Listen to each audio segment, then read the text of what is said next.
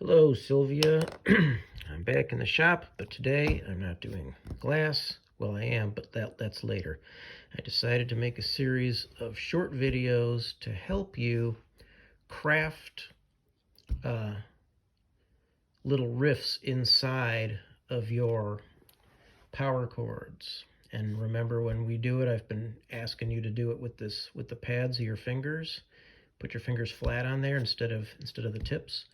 This will explain why. This is a technique that I call chord box. I'm not a music theory guy. I'm just a guy who plays guitar. But this is a technique that I use to build bass chords or bass lines inside of guitar chords, and it works actually for little lead stuff.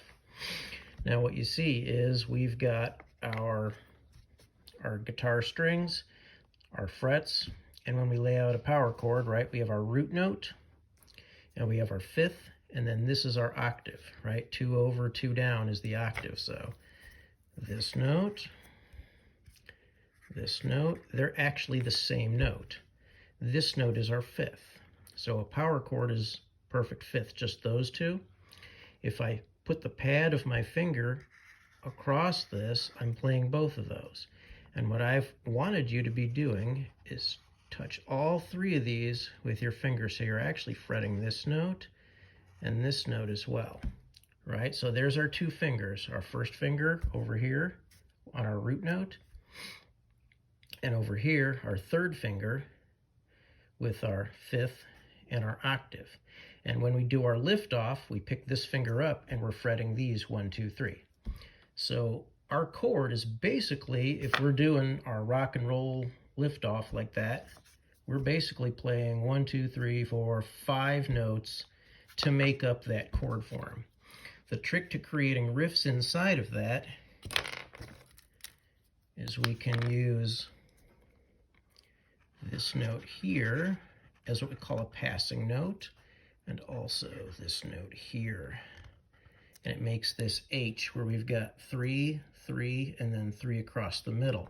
Now the big secret to creating riffs inside of your power chord is you can play any of these notes in almost any order, as long as you don't dwell on these passing notes. You pass over them on the way to one of the other notes. So that's really the secret. You play the chord, and then you go do, do, do, do, do, and you can play any of those notes in pretty much any order, and it'll sound good.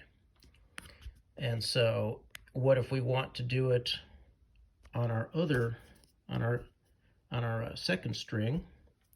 Well, we do the same thing, right? We got this and this guy with our first finger and our second finger there. Our passing notes now become this middle one here and this one here. And you can see it makes that same shape. All right? And this basically, why don't I have what frets these are? Because it doesn't matter. You can move this form to literally any fret on the first or second string and do chords and riffs this way. And those same 4 strings are what you get on a 4-string bass. So I got to wrap it up because of time so I can actually text this to you. But I'll do a little demonstration on the guitar. I decided to do a video so you can watch it as many times as you need to. And I guess let me know if you got any questions.